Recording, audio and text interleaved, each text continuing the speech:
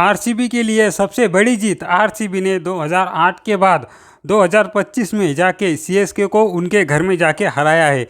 आप कह सकते हो कि आरसीबी के लिए इस सीज़न के लिए ये सबसे बड़ा मोटिवेशन का एक मैच रहा होगा, क्योंकि आप अगर मैच के कॉन्टेक्स्ट में देखोगे तो मैच सीएसके ने लगभग मैच चेस करने के मूड में नहीं लग रहे थे। अगर आप स्टार्टिंग से देखोगे तो उनके ओपनर आए, उन्होंने इंटेंट दिखाने की कोशिश की, लेकिन लगातार उनकी विकेटें गिरती चली गई।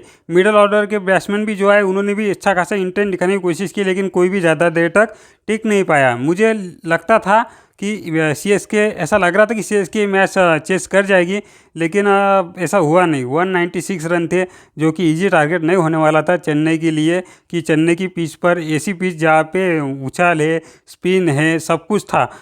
उसमें जो आरसीबी की बॉलिंग लाइनअप है वो भी सबसे बढ़िया थी।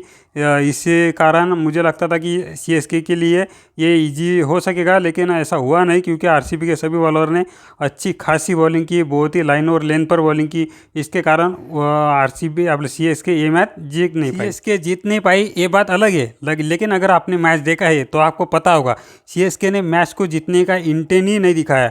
अगर स्टार्टिंग से देखोगे, उनके ओपनर जब आए, ओपनर ने राहुल त्रिपाठी ने चौका मारने की, यानी कि उसके बाद सचिन रविंद्र ने भी इनिंग्स बिल्ड करने की कोशिश की, लेकिन कोई भी ज़्यादा देर तक टिक नहीं पाया। उनके कैप्टन आए, वो भी अपने शॉर्ट बॉल को खेलते वक्त आउट हो गए हेजलवुड के। उसके बाद आप अगर आगे देखोगे तो वो मिडल ऑर्डर में जो भी प्लेयर थे, वो चाहे सैम करन हो, चाहे दीपक हुडा हो, चाहे दुबे हो, तीनों ने कुछ भी कर नहीं पाए। लेकिन उसके बाद मुझे लगता था कि एम एस धोनी ऊपर आएंगे, और अगर चांस हुआ भी सीएसके का ये चेस करने का, तो वो सिर्फ एम एस धोनी थे कि जो इससे चेस कर सकते थे। लेकिन वो एम एस धोनी नहीं, हम कह सकते हैं कि एक प्रकार से हथियार डाल दिए थे कि हमसे चेस नहीं होने वाला है। इसके कारण 9 नंबर पर एम एस धोनी आए। मुझे लगता था कि इस बार आज तो भी एम एस धोनी को जडेजा से आगे आना चाहिए था, इनिंग्स को तेज़ी से आगे बढ़ाने की कोशिश करनी चाहिए थी। लेकिन मुझे लगता था कि लगा था कि एम एस धोनी आएंगे, लेकिन वो आए नहीं, और ना ही ये मैच सीएसके जीत पाई। और अगर मैच की डिटेल बात करें तो सबसे पहले अपने सीएसके ने टॉस जीता, और सीएसके ने आरसीबी को बैटिंग के लिए बुलाया। आरसीबी स्टार्टिंग में ओपनर विराट कोहली और फिल सॉल्ट आए। सॉल्ट ने अपनी वही इनिंग्स जो वो स्टार्ट करते, शुरू से मारधाड़, वही इनिंग उन्होंने स्टार्ट की। अच्छे खासे 30 रन बनाए, लेकिन विराट कोहली स्ट्रगल कर रहे थे। विराट कोहली शॉट मारने की कोशिश कर रहे थे, लेकिन उनसे शॉट नहीं लग रहा था। उन्होंने बहुत इनिंग्स बिल्ड करने की कोशिश की, लेकिन उनकी बहुत ही स्लो इनिंग थी। एक प्रकार से आप कह सकते हो कि विराट कोहली ने इस मैच में कुछ भी नहीं किया। अगर आप कहोगे कि विराट कोहली का सिर्फ एक मुझे बात अच्छी लगी, जब उनको एक पथिर राणा ने बॉल मारी, वो बॉल उनके हेलमेट पे लगी, उसके बाद उन्होंने जो शॉर्ट बॉल को छक्का मारा है, मुझे वो बहुत अच्छा लगा, उनका अग्रेशन। विराट कोहली को हम अग्रेशन के लिए यही जानते हैं। और अगर आप उसके बाद कहोगे तो मुझे लगता था कि पड्डीकल ने अच्छी खासी जो चौके छक्के मारे स्पिनर को, वो तो बहुत ही बढ़िया मारे। अश्विन को मारे, रवींद्र जडेजा को मारे। उसके बाद सबसे बढ़िया अगर बैटिंग किसकी लगी तो वो लगी रजत पाटीदार की। रजत पाटीदार आरसीबी कैप्टन, क्या खेला है बंदा। इतने रजत पाटीदार ने इनिंग्स अच्छी खासी आगे ले जाने की कोशिश की, उसके साथ ही उसने अच्छे खासे शॉट भी लगाए। ये भी बात है कि उसको 2-3 मौके मिले, इसके कारण कैच छूटे उसी के कारण वो कर सका, लेकिन उसने अपनी 50 की। और उसके बाद आगे आए जो अपने लिविंगस्टन का ऐसा है, वो जब चलते हैं तभी चलते हैं, 1-2 मैच में चलेंगे पूरे सीज़न में, उनका सीधा फंडा है। वो और मैक्सवेल दोनों एक ही समान के प्लेयर हम मान सकते हैं। उसके बाद जितेश शर्मा ने अच्छी खासी बैटिंग, 1-2 चौके लगाए, छक्का लगाए, एक कवर्स। और उसके बाद टीम डेविड आए। टीम डेविड ने बढ़िया पारी की, 8 बॉल में 22 और 7 रन उनके। उन्होंने बहुत ही अच्छी इनिंग की। उसके बाद सेकंड इनिंग में जब सीएसके चेस करने को आई, मुझे उस वक्त सबसे बड़ी बात अगर अच्छी लगी तो वो है आरसीबी का फील्ड पर अग्रेशन। बहुत ही, अगर आप देखोगे पूरी की पूरी टीम, उसका अग्रेशन एकदम फुल्ड अप लग रहा था, हमें पूरा फील्ड अप लग रहा था। अगर आप देखोगे तो पूरी की पूरी टीम एक साथ खेल रही थी, आरसीबी की जितनी भी पूरी टीम थी।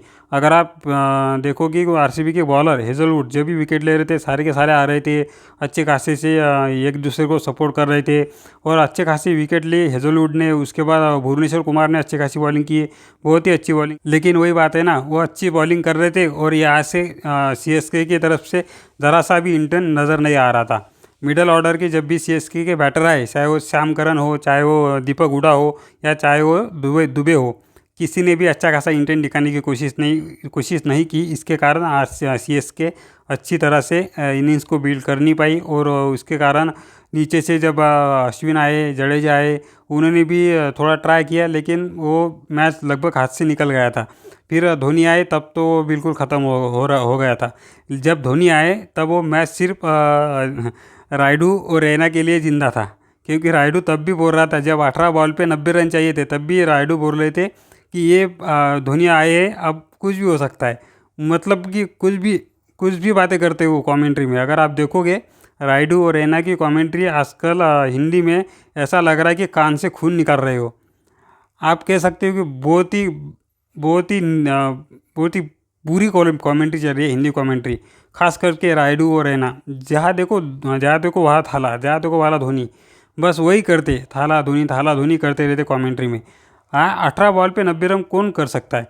हाँ ठीक है, धोनी आने के बाद उन्होंने अच्छे खासे पीछे से आखिरी के ओवर में 2 छक्के लगाए, 1 चौका लगाया कुणाल पांड्या को, लेकिन मैच तब ख़त्म हो गया था ना। मैच 50 रन से हारी है आरसीबी, क्योंकि सीएसके ने स्टार्टिंग से ये दिखाया नहीं, इंटेंट दिखाया नहीं कि हम चेस करने जा रहे, 197 का हम चेस कर सकते हैं। ऐसा उन्होंने इंटेंट दिखाया नहीं, चेस कैसे कर पाएंगे। इसी के कारण ये चेस होना ही नहीं था, और इसके कारण आरसीबी के लिए ये बहुत बड़ी जीत 2008 के बाद आज 2025 में आ गई। Congratulation to RCB fans and bad luck for CSK fan.